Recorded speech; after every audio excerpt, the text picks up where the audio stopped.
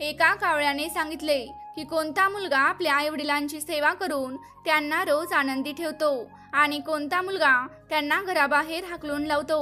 मित्रांनो, ही कथा एक अद्भुत अशी शिकवण देणारी आहे, जी प्रत्येक आईवडिलांनी नक्कीच ऐकली पाहिजे।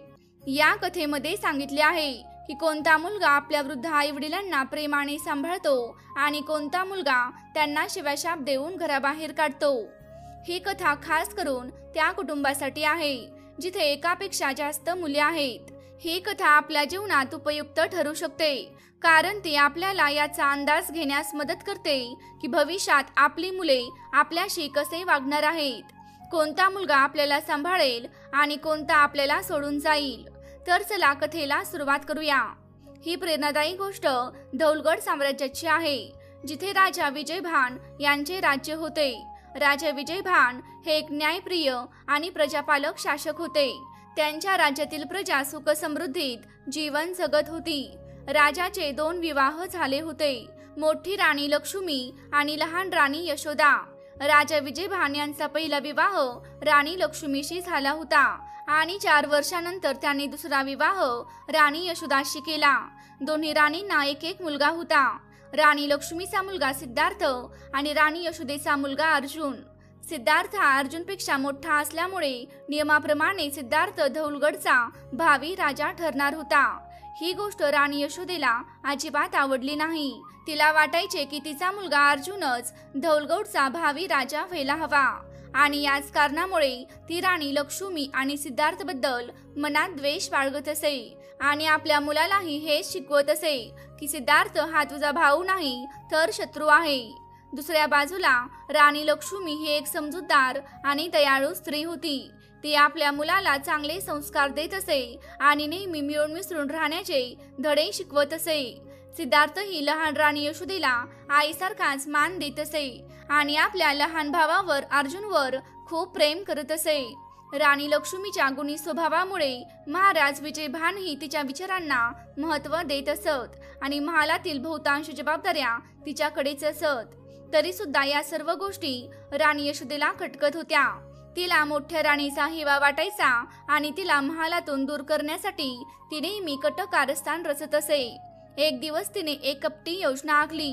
तिने एका बहुरूपियाला बोलावून त्याला साधूचे वेश परिधान करण्याचा आदेश दिला।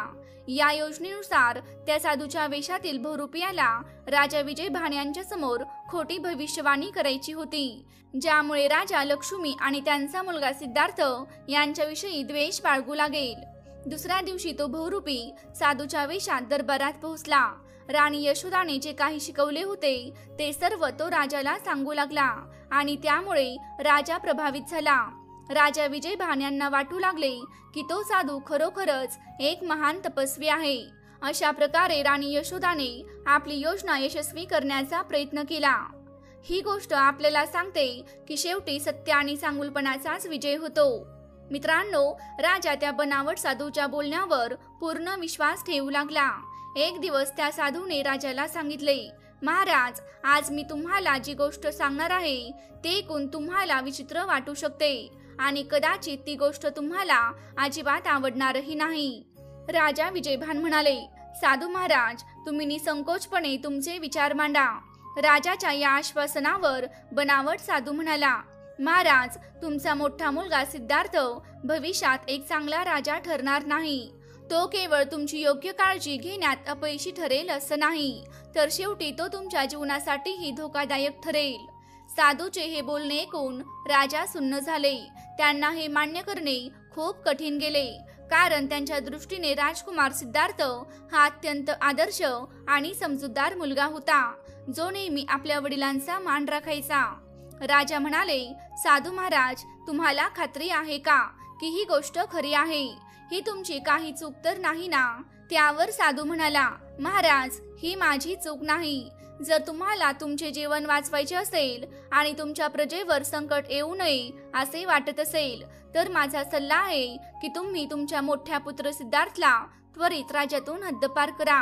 हाच तुमचा एकमेव पर्याय आहे। असे म्हणत तो बनावट साधू दरबारातून निघून गेला। या गोष्टी ऐकून राजा विजयभान अत्यंत व्यथित झाले। त्यांना कधी स्वप्नात सुद्धा वाटले नव्हते की त्यांचा प्रिय पुत्र सिद्धार्थबद्दल असं काही ऐकावं लागेल. ते संपूर्ण रात्र बेचैन होते आणि झोपू शकले नाहीत. मनातल्या अनेक विचारांच्या गोंधळात त्यांनी एक कठोर निर्णय घेतला की राजकुमार सिद्धार्थला राज्यातून हद्दपार करणं योग्य ठरेल. दुसऱ्या दिवशी सकाळी अत्यंत जड मनाने आणि असह्य वेदना सहन करत राजा विजयभान यांनी आपल्या मोठ्या पुत्र सिद्धार्थला राज्य सोडण्याचा आदेश दिला. ही घटना आपल्याला शिकवते की एखाद्यावर अतिशय विश्वास ठेवणं धोकादायक ठरू शकतं. चतुर आणि ढोंगी लोक अनेकदा आपल्या विश्वासाचा गैरफायदा घेतात. म्हणूनच कोणतीही गोष्ट तपासून न पाहता दुसऱ्यांवर विश्वास ठेवणं हे शहाणपणाचं ठरत नाही. मित्रांनो, अशा काही परिस्थितीत जिथे सतर्क राहणं अत्यंत आवश्यक आहे. 1. महत्त्वाचे निर्णय. जर एखादा निर्णय तुमचं शिक्षण, करिअर, आरोग्य, आर्थिक स्थिती किंवा कौटुंबिक नातेसंबंध यांना प्रभावित करणार असेल तर तो निर्णय स्वतः विचार करून घ्या. तथ्यांची खात्री न करता दुसऱ्याच्या सल्ल्यावर ताबडतोब पाऊल उचलू नका. 2. अनुभवातील फरक. प्रत्येकाचा अनुभव वेगळा असतो.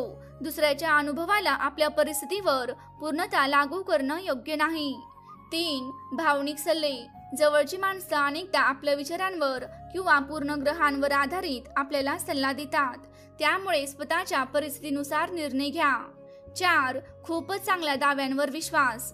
जर कोणी एखाद्या असामान्य संधीची किंवा परिणामाची ग्वाही देत असेल तर त्याची सत्यता नक्कीच तपासा. 5. भावनिक गुंतागुंत. नातेसंबंधातील तणाव आणि भावनिक परिस्थिती तुमच्या निर्णयांवर परिणाम करू शकतात. म्हणून त्यांना समजून घेऊनच निर्णय घ्यावा.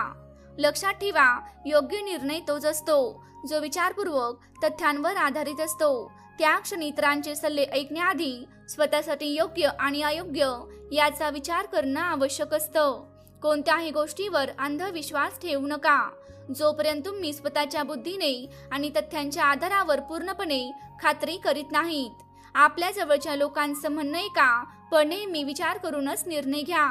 मित्रांनो, जेव्हा ही घटना घडली तेव्हा राजकुमार सिद्धार्थ अजून लहानच होते. जेव्हा राणी लक्ष्मी यांना राजाच्या या निर्णयाची माहिती मिळाली तेव्हा जणू त्यांच्या आयुष्यावर दुःखाचं मोठं वादळ आलं. रडत रडत राणी थेट राजाच्या समोर गेल्या आणि त्यांनी हे असं करू नये अशी विनंती केली.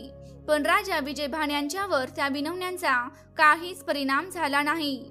राणी लक्ष्मी यांनी त्यांना समजावण्याचा खूप प्रयत्न केला, पण जेव्हा त्यांना जाणवलं की राजा त्यांच्या निर्णयावर ठाम आहेत तेव्हा राणी म्हणाली, ठीक आहे, जर तुम्ही माझ्या मुलाला महालातून काढणार असाल तर माझी एक गोष्ट ऐका. मी माझ्या मुलाला एकट्याला कुठेही पाठवू शकत नाही. मी सुद्धा त्याच्यासोबत हे राज्य सोडून जाणार आहे. राणी लक्ष्मीचे हे बोलणे ऐकून सुद्धा राजा आपल्या निर्णयावर ठाम राहिले.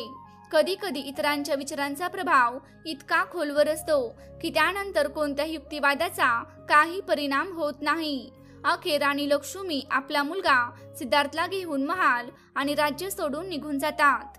काही दिवसांच्या प्रवासानंतर राणी लक्ष्मी आणि राजकुमार सिद्धार्थ मंगलगोड नावाच्या दुसऱ्या राज्यात पोहोचले आणि तिथे स्थायिक झाले. राणी लक्ष्मी अत्यंत समजूतदार स्त्री होती. तिने मातीचे भांडे तयार करून त्यांची विक्री करण्याचा व्यवसाय सुरू केला आणि त्यातूनच घर खर्च चालू लागली. ती आपल्या मुलाची पूर्ण समर्पणाने काळजी घेत असे. आता दोघांचेही जीवन साधे आणि शांत झाले होते. राजकुमार सिद्धार्थही आपल्या आईला पूर्ण मदत करत असे. ज्यांचे जीवन कधी राजमहालात गेले होते त्यांचे आयुष्य आता एका झोपडीत चालले होते. काळाची चाल कशी असते हे कोणीही सांगू शकत नाही. जे कधी चक्रवर्ती सम्राट असतात तेही भिकारी होऊ शकतात आणि भिकारीही राजा बनू शकतो. राणी लक्ष्मी आणि राजकुमार सिद्धार्थ यांनी काळाशी समजूत काढली आणि झोपडीतही प्रेमाने जीवन जगू लागले. काळ हळूहळू पुढे सरकत होता. राजकुमार सिद्धार्थ आता मोठा झालेला होता. दुसऱ्या बाजूला धवलगडमध्ये राजकुमार अर्जुनही आता युवक झाला होता. पण राजकुमार अर्जुन अत्यंत गर्विष्ठ आणि निकम्मा होता. त्याचे वागणे एका आदर्श राजकुमारासारखे नव्हतेच. तो आपल्या वडिलांशी सुद्धा आदराने बोलत नसे. राजा विजयभान त्याला वारंवार समजावत असत की तो एका विशाल साम्राज्याचा वारस आहे आणि त्याने आदर्श राजा होण्यासाठी शिक्षण आणि क्षमता प्राप्त करावी. पण राजकुमार अर्जुन आळशी आणि निष्काळजी होता. त्याला ना अभ्यासात रस होता ना युद्धकलेत. तो दिवसभर आपल्या मनाप्रमाणे वागत असे आणि इतरांचा उपहास करत असे. इतरांचा सन्मान कसा करायचा हे त्याला शिकवलेच गेले नव्हते. जेव्हा राजा त्याला काही समजावण्याचा प्रयत्न करत तेव्हा तो उलट त्यांनाच उत्तर देई. हे सगळं पाहून राजा विजयभान यांनाही हे स्पष्ट झाले की अर्जुन हा साम्राज्य चालवण्यास लायक नाही. त्यांनी ठरवलं की कोणत्याही परिस्थितीत अर्जुनला राजा बनवणार नाहीत. ही गोष्ट जेव्हा अर्जुनच्या लक्षात आली तेव्हा तो संतापला. त्याने सेनापतीच्या मदतीने एक कट रचला. त्यांनी राजाचे काही महत्त्वाचे मंत्री यांच्या अन्नात विष मिसळून त्यांना ठार मारले. त्यानंतर राजकुमार अर्जुन आणि सेनापती यांनी मिळून राजा विजयभान यांच्याकडून त्यांची गादी हिरकावून घेतली. राजाचे राजवस्त्र काढून त्यांना साधे कपडे घालायला लावले आणि महालाबाहेर धक्के देऊन हाकलून दिले. छोटी राणी यशोदा हे सर्व काही पाहत होती, पण तिनं याला विरोध केला नाही. उलट तिला आनंद झाला की तिचा मुलगा राजा झाला आहे. या घडामोडींचा राजा विजयभान यांच्या मनावर खोल परिणाम झाला. अनेक दिवस ते नगर गावगाव भटकत राहिले. कधी जंगलात तर कधी डोंगर दऱ्यात भटकता भटकता एके दिवशी ते त्या नगरात पोहोचले जिथे मोठी राणी लक्ष्मी आपल्या पुत्र सिद्धार्थसह राहत होती. राजा एका झाडाखाली बसून विचार करत होते आणि खूप दुःखी झाले होते की त्यांनी आपल्या मोठ्या पुत्राला आणि राणीला घरातून हाकलून दिलं, जे दोघंही त्यांच्या प्रत्येक आज्ञेचे पालन करत होते. खरंच असं म्हणतात की माणसाला आपल्या चुका कोणत्या ना कोणत्या रूपात भोगाव्यास लागतात. राजा विचार करत होते की आता काय करावं. एका मुलाला त्यांनी स्वतः घराबाहेर काढलं आणि दुसऱ्यांनी त्यांना घराबाहेर हाकलून दिलं. राजाने ठरवलं की असं जीवन जगण्यापेक्षा मेलेलं चांगलं. त्या झाडावर एक वृद्ध आणि अनुभवी कावळा बसलेला होता, जो माणसांसारखं बोलू शकत होता. तो कावळा ज्याने आयुष्यात अनेक अनुभव पाहिले होते. राजाची दुर्दशा पाहून हसत म्हणाला, अरे मूर्ख राजा, दुसऱ्यांवर अतिविश्वास केल्याचं हेच परिणाम असतो. आज तू राज्यपदापासून दूर आहेस आणि आपल्या कुटुंबापासूनही दूर.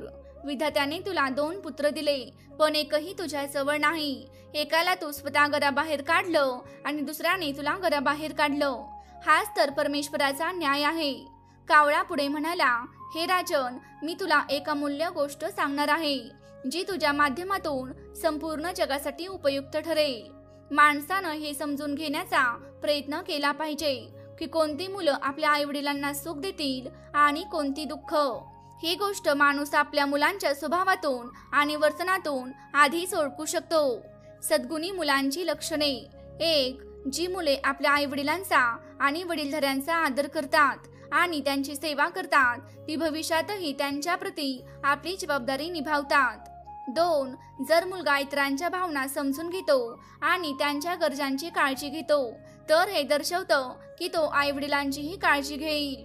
3. जो मुलगा आईवडिलांच्या छोट्या मोठ्या गोष्टींना महत्त्व देतो आणि त्यांच्या बोलण्याकडे लक्षपूर्वक ऐकतो, तो नेहमीच त्यांची सेवा करण्यास तयार असेल. 4. जर मुलगा स्वार्थी नसेल आणि इतरांच्याही हिताचा विचार करत असेल, तर तो आईवडिलांची काळजी नक्कीच घेईल. 5. जी मुले नैतिक मूल्यांचं पालन करतात आणि धर्मकर्मावर विश्वास ठेवतात, ती आपल्या आईवडिलांच्या सेवेत कधीच मागे हटणार नाहीत. दुर्गुणी मुलांची लक्षणे. 1. जो मुलगा फक्त स्वतःबद्दलच विचार करतो आणि इतरांच्या भावना किंवा गरजांची पर्वा करत नाही, तो आईवडिलांची काळजी घेणार नाही. 2. जर मुलगा आईवडिलांचं बोलणं ऐकत नाही, त्यांची खिल्ली उडवतो किंवा त्यांना आदर देत नाही, तर हे एक मोठं संकेत आहे की तो त्यांच्या प्रती जबाबदार राहणार नाही. 3. अनुशासनाचा अभाव. जी मुले लहानपणापासूनच शिस्त आणि जबाबदाऱ्या यांपासून दूर असतात, ती आईवडिलांच्या सेवेसाठी उदासीन राहतात. 4. बाहेरच्या लोकांवर अधिक विश्वास. जो मुलगा आपल्या मित्रांना किंवा बाहेरच्या लोकांना आईवडिलांपेक्षा अधिक महत्त्व देतो, तो त्यांच्या प्रती निष्ठावान राहू शकत नाही. 5. लहान सहान गोष्टींवर राग येणे. जो मुलगा हट्टी असतो आणि आईवडिलांशी वाईट वागतो, तो त्यांच्या गरजांकडे दुर्लक्ष करतो. 6. सेवा भावना नसणे. जी मुले कधीच कुणाच्या मदतीसाठी किंवा सेवेकरिता तयार राहत नाहीत, ती आईवडिलांसाठीही उपयोगी ठरणार नाहीत. 7. तक्रार करण्याची सवय.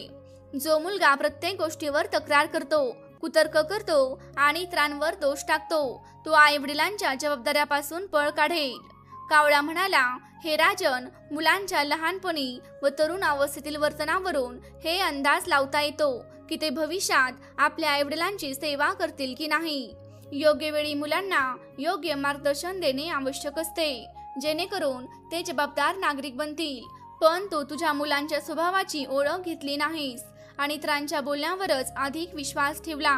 हीच तुझ्या दुःख स्थितीची खरी कारणं आहेत. राजा विजयभान यांच्या राजेशाही थाटमाट आणि ऐश आरामामुळे त्यांचा पुत्र अर्जुन अत्यंत बिनधास्त आणि शिस्तबाह्य झाला होता. त्यांनी आपल्या कुटुंबाकडे आणि मुलांकडे संवेदनशीलतेने पाहिले नाही, ज्यामुळे त्यांच्या आयुष्यात ही अशी शोकांतिक परिस्थिती निर्माण झाली. पण आता त्यांना निराश होण्याची किंवा आपले जीवन संपवण्याची गरज नव्हती. ते योग्य वेळी योग्य ठिकाणी पोहोचले होते हे त्या बुद्धिमान कावळ्याने त्यांना समजावून सांगितले आणि म्हणाला, तुमच्या संकटांचा शेवट लवकरच होईल. असे म्हणत कावळा तिथून उडून गेला. राजा विजयभान त्या झाडाखाली बसून त्याच्या राणी लक्ष्मी आणि पुत्र सिद्धार्थची आठवण काढत होते. त्याच दिवशी राजकुमार सिद्धार्थ बाजारात काही सामान खरेदीसाठी आला होता. तेव्हा त्याने पाहिले की त्याचे वडील महाराज विजयभान एका झाडाखाली अत्यंत दुःखी अवस्थेत बसले आहेत. त्यांचे कपडे फाटलेले होते आणि त्यांची अवस्था फार दयनीय दिसत होती. आपल्या वडिलांची अशी अवस्था पाहून सिद्धार्थचे हृदय हलून गेले. तो त्यांच्या जवळ गेला आणि म्हणाला, बाबा, तुम्ही ते अशा स्थितीत काय करत आहात? राजा त्याच्या मुलाला ओळखू शकले नाहीत आणि विचारले, बाळा, तू कोण आहेस? सिद्धार्थ म्हणाला, बाबा, मी तुमचा मुलगा सिद्धार्थ आहे. हे ऐकताच राजाच्या डोळ्यात अश्रू आले. त्याने सिद्धार्थला जवळ घेतले. सिद्धार्थ म्हणाला, बाबा, तुमची ही अवस्था बरोबर नाही, कृपया माझ्या सोबत चला. यानंतर सिद्धार्थ त्याच्या वडिलांना त्याच्या झोपडीत घेऊन आला. जेव्हा राणी लक्ष्मीने आपल्या पतीची अशी स्थिती पाहिली तेव्हा ती सुन्न झाली. तिने राजाचे चरण स्पर्श केले. यानंतर राणी आणि सिद्धार्थ यांनी राजाला त्यांच्या दुर्दशेचं कारण विचारलं. राजाने त्यांना सर्व काही सांगितलं. कसं राजकुमार अर्जुनने लोभापोटी विश्वासू मंत्र्यांना विष देऊन ठार मारलं आणि सेनापतीच्या मदतीने त्यांना महालाबाहेर काढून दिलं. सर्व गोष्टी समजल्यानंतर सिद्धार्थ म्हणाला, बाबा, तुम्ही काळजी करू नका. मला वाटतं अर्जुन कोणाच्या तरी भकाव्यात येऊन ही चूक करत आहे. लवकरच त्याला त्याच्या चुकीची जाणीव होईल आणि तो स्वतः तुमच्याकडे माफी मागायला येईल. आपल्या पुत्राचं बोलणं ऐकून राजाच्या मनात आलं की सिद्धार्थच्या मनात आपल्या भावाबद्दल ना हेवा आहे ना द्वेष आहे. त्यांना हेही जाणवलं की सिद्धार्थ आणि अर्जुनच्या विचारसरणीत किती मोठा फरक आहे. यानंतर सर्वांनी एकत्र जेवण केलं आणि विश्रांतीसाठी गेले. त्या दिवसापासून महाराणी लक्ष्मी तिच्या पती आणि पुत्रासोबत राहू लागली. राणी आणि राजकुमार यांनी मिळून राजाची मनापासून सेवा केली. दररोज राजा भोजन केल्यावरच सिद्धार्थ जेवण करत असे. काही महिन्यानंतर राजा विजयभान यांना हे जाणवत गेलं की त्यांनी मोठी चूक केली की सिद्धार्थला इतरांच्या भकाव्यात येऊन घराबाहेर काढलं.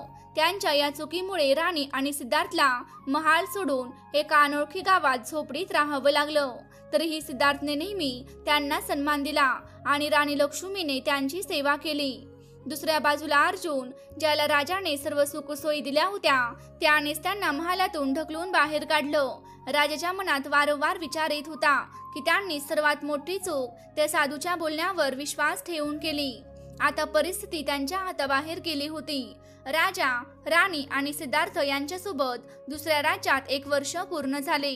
त्या राज्याचा राजा होता गंधर्वसेन आणि त्याची एक मुलगी होती जिचं नाव चंद्रमुखी असं होतं. राजकुमारी चंद्रमुखी अत्यंत सुंदर आणि बुद्धिमान होती.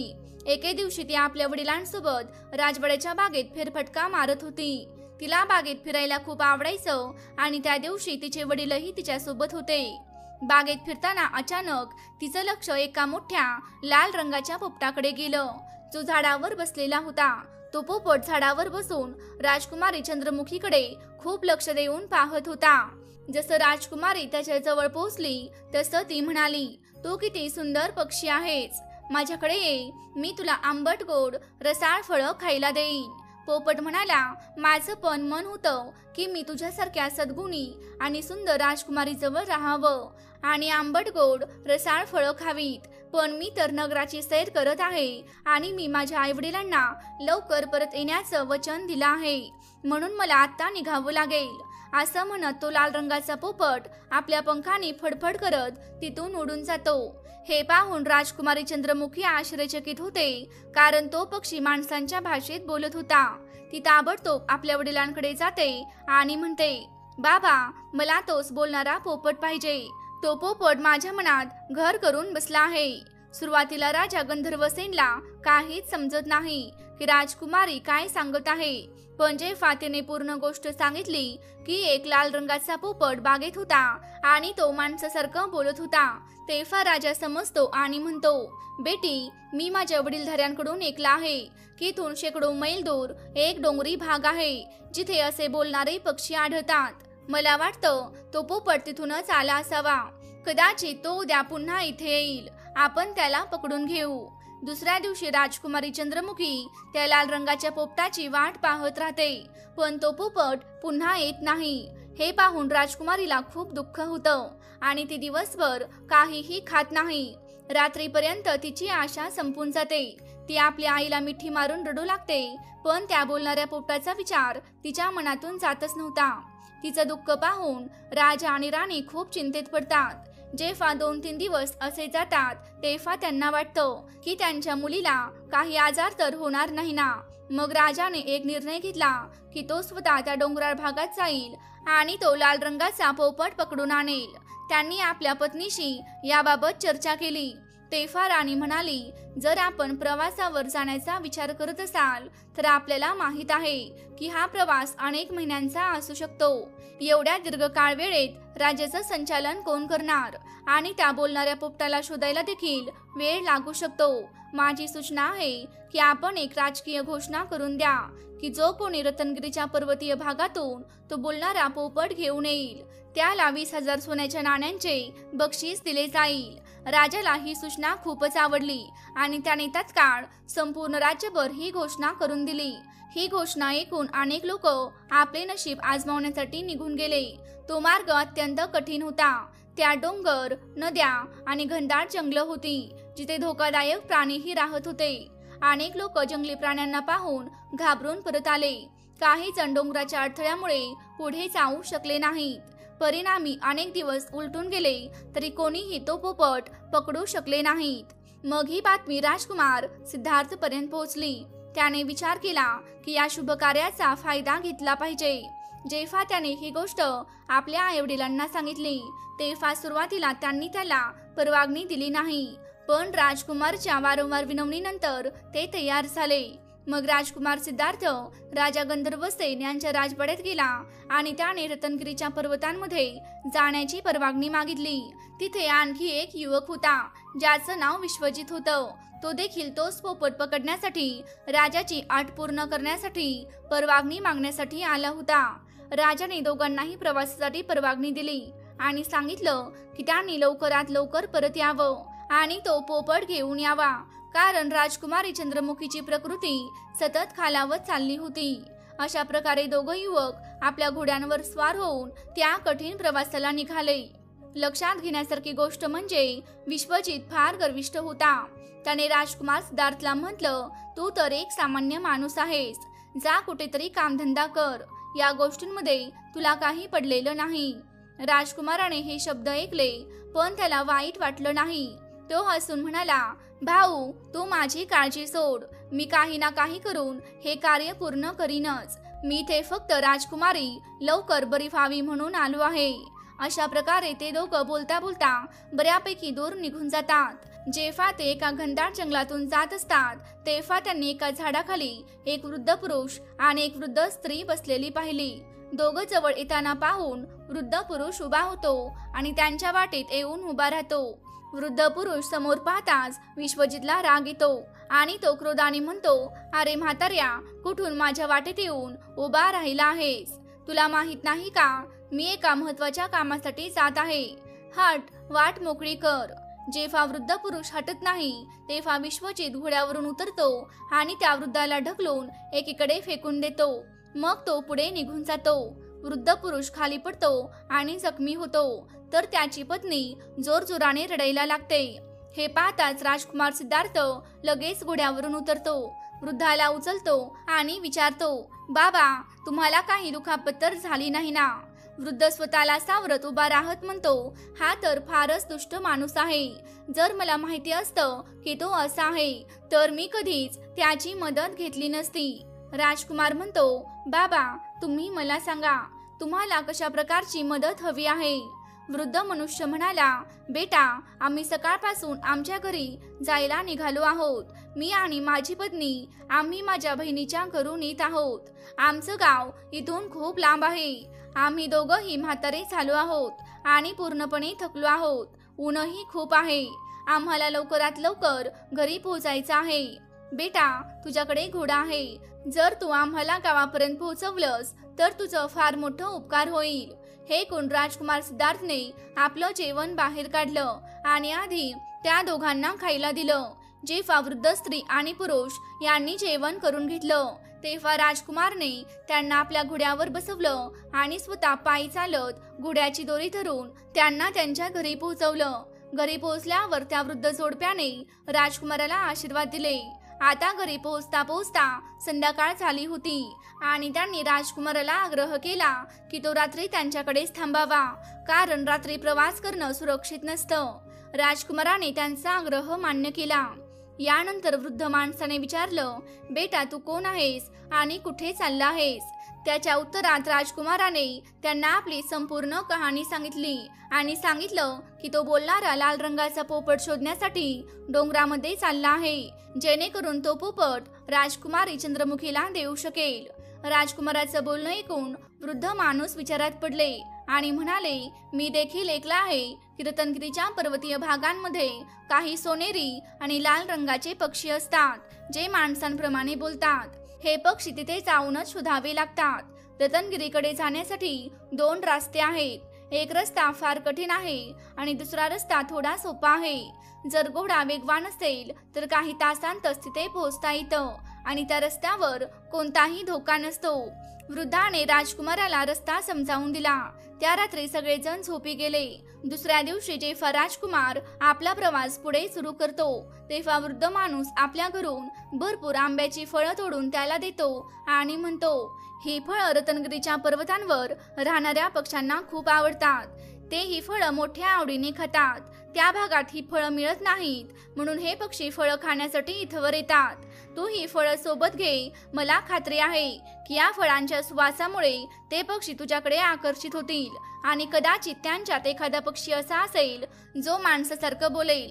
राजकुमाराने ते आंबे एका पोटलीत बांधून घेतले आणि वृद्ध माणसाचे आभार मानून तो पुढे निघून गेला. राजकुमार त्याच मार्गावर चालत होता जो वृद्धाने सांगितला होता. रस्ता स्वच्छ, हिरवागार आणि खूप सुंदर होता. काहीच तासात तो डोंगराळ भागात पोहोचला. तो परिसर अत्यंत हिरवळ आणि सुगंधी फुलांनी सजलेला होता. राजकुमाराच्या मनात काही क्षणांसाठी विचार आला की ते थोडा वेळ विश्रांती घ्यावी, पण लगेचच त्याने विचार केला की विश्रांती घेण्यात वेळ वाया जाईल.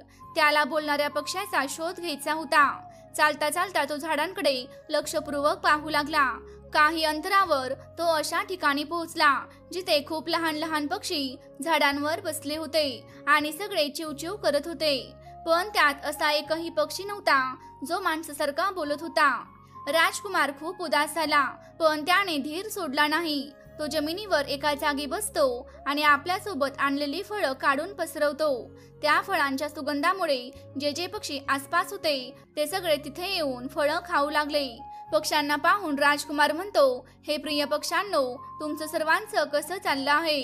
पण कोणत्याही पक्षाने त्याच्या प्रश्नाला उत्तर दिलं नाही. राजकुमाराला समजलं की या पक्ष्यांपैकी कोणीही माणसासारखं बोलत नाही. थोड्या वेळाने सगळे पक्षी तिथून उडून गेले. तेव्हा एक लाल रंगाचा पोपट उडत उडत तिथे येतो आणि राजकुमारासमोर बसतो आणि म्हणतो, असं वाटतंय की मी इथे येण्याआधीच सगळी फळं संपली आहेत. राजकुमाराने पाहिलं की लाल पोपट मानवाच्या भाषेत बोलत आहे. हे पाहून राजकुमार सिद्धार्थ फारच आनंदित होतो. त्याने एक गोडसर फळ काढून त्या पक्ष्यासमोर ठेवलं आणि म्हणाला, अरे प्रिय पक्षा, तू काळजी करू नकोस, माझ्याकडे अजून खूप फळं आहेत. हे कोणतो पोपट राजकुमाराच्या जवळ येतो आणि फळ खाऊ लागतो. राजकुमार त्याच्याशी म्हणाला, अरे प्रिय पोपट, तू माझ्यासोबत माझ्या मंगलकोट नगरात येशील का? पोपट म्हणाला, का नाही, मला तुझी फळं खूप आवडतात, कारण तिथं खूप आंब्याची बाग आहे. पण एक विचारू, जर मी तुझ्यासोबत आलो तर तू मला पिंजऱ्यात बंद करणार तर नाहीस ना? कारण मला पिंजऱ्यात बंद होण्याची खूप भीती वाटते. राजकुमार म्हणाला, नाही नाही, याबद्दल तू अजिबात काळजी करू नकोस. मी तुझ्या शोधात एक दीर्घ प्रवास करून आलो आहे. आमच्या राजाची मुलगी तुझी वाट पाहत काही न खाता पिता अनेक दिवसांपासून बेशुद्ध अवस्थेत पडली आहे. मी तुला तिथे घेऊन जाऊन राजकुमारीकडे सोपवीन. तिथे तू आरामात महालात राहू शकशील. मी तिला हेही सांगेन की ती तुला पिंजऱ्यात बंद करू नये. पोपट म्हणाला, हो, काही दिवसांपूर्वी मी राजकुमारी चंद्रमुखीला भेटलो होतो. जेव्हा मी नगर भटकायला निघालो होतो तेव्हा राजाच्या बागेत माझी तिची भेट झाली होती. ती एक अत्यंत सुसंस्कृत आणि चांगली राजकुमारी आहे. मी आनंदाने तिच्यासोबत राहायला तयार आहे. पोपटाचं हे बोलणं ऐकून राजकुमार सिद्धार्थ खूप आनंदित होतो. पोपट उडत उडत राजकुमाराच्या खांद्यावर येऊन बसतो. आता राजकुमाराचं ध्येय पूर्ण झालेलं असतं, म्हणून तो परतीचा प्रवास सुरू करतो. पोपट त्याच्या घोड्याच्या वर उडत उडत सोबत चालत असतो.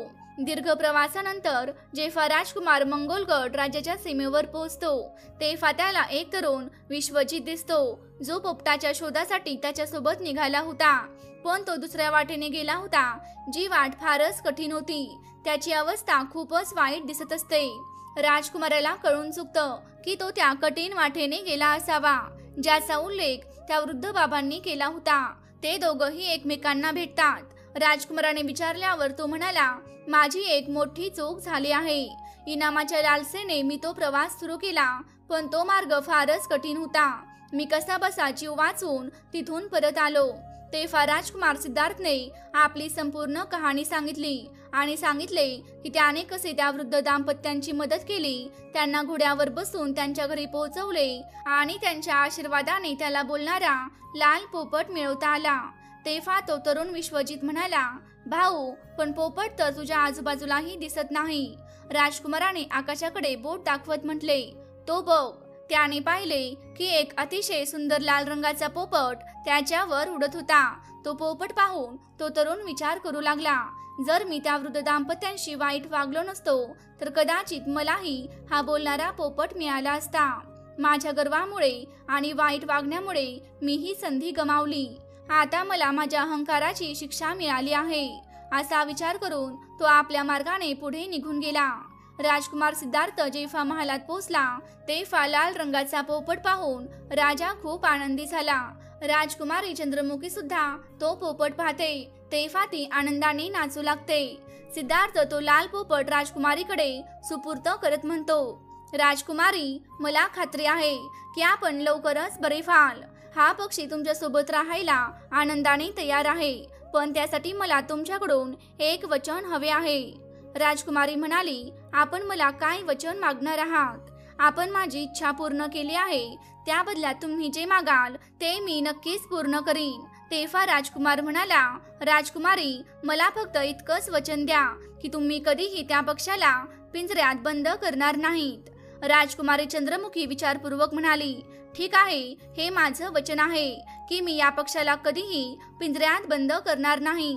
तो नेहमीच मोकळ्या आकाशात उडण्यासाठी स्वतंत्र असेल. राजकुमारीचा आनंद पाहून राजा गंधर्वसेन आणि राणीनेही हळूहळू सुटकेचा निश्वास सोडला. राजाने सिद्धार्थचं शौर्य आणि धाडसाची खूप प्रशंसा केली. रात्र झाली होती आणि राजा राणीशी संवाद साधत होते. राणी म्हणाली, महाराज, हा मुलगा खूप चतुर आहे. मला वाटतं की याचं काही मोठं उद्दिष्ट आहे आणि तो एखाद्या प्रतिष्ठित घराण्याशी संबंधित असावा. माझं एकदा तरी प्रयत्न करा की हा कोण आहे आणि कुठून आला आहे हे जाणून घेण्याचा. मला वाटतं की तो आपल्या राजकुमारीसाठी योग्य जोडीदार आहे. राणीच्या सल्ल्यावर दुसऱ्या दिवशी महाराजांनी राजकुमाराला आपल्या दरबारात बोलावलं आणि विचारलं, तरुणा, खरी गोष्ट सांग, तू कोण आहेस आणि कुठल्या घराण्याशी तुझं नातं आहे? राजाची विचारणा ऐकून राजकुमाराने महाराज गंधर्वसेन यांना संपूर्ण कथा सांगितली. त्याने सांगितलं की तो धलगोटचा राजकुमार सिद्धार्थ आहे आणि कसं त्याच्या वडिलांनी त्याला महालातून हाकलून दिलं होतं आणि नंतर त्याच्या भावानेही फसवून वडिलांना दूर केलं होतं. राजकुमाराने आपली पूर्ण कथा सविस्तर सांगितली। सर्व गोष्टी समजल्यावर राजा म्हणाला, राजकुमार, म्हणजे आपल्या राणीचा अंदाज अगदी बरोबर होता। तू आमच्या मुलीचा जीव वाचवला आहेस आणि आमच्यावर मोठा उपकार केला आहेस। जर तू इच्छित असशील तर आम्ही तुझी मदत करू शकतो आणि तुला तुझं साम्राज्य परत मिळवून देऊ शकतो। तू खूप चतुर आणि धाडसी आहेस। जर तू इच्छित असशील तर माझ्या सैन्यासोबत अर्जुनच्या महालावर लढाई करून त्याला हरवू शकतोस आणि तुझं राज्य परत मिळवू शकतोस। राजकुमार म्हणाला, महाराज, आपला प्रस्ताव खूपच चांगला आहे, पण मला याबाबत माझ्या आईवडिलांचा सल्ला घ्यावा लागेल। त्यानंतरच मी कोणताही निर्णय घेऊ शकतो। कृपया मला थोडा वेळ द्या, मी त्यांच्याशी चर्चा करून लवकर परत येईन। इतके सांगून राजकुमार सिद्धार्थ आपल्या आईवडिलांकडे परत आला आणि राजाने दिलेला प्रस्ताव त्यांच्या समोर मांडला। त्याने सांगितले की राजा गंधर्वसेन धलगोडचं राज्य परत मिळवून देण्यासाठी त्यांना मदत करू इच्छितात। हे ऐकून राजा विजयभान अत्यंत आनंदित झाले आणि म्हणाले, मुला, ही संधी हातून जाऊ देऊ नकोस। महाराज गंधर्वसेन यांच्या मदतीने आपल्याला लवकरच आपले राज्य परत मिळवता येईल। आणि तसंच झालं। राजा गंधर्वसेन यांनी आपली संपूर्ण सेना राजकुमार सिद्धार्थच्या स्वाधीन केली। राजकुमार सिद्धार्थ आणि राजा विजयभान यांनी आपली विशाल सेना घेऊन अर्जुनच्या महालावर आक्रमण केलं आणि त्याला बंदी बनवलं।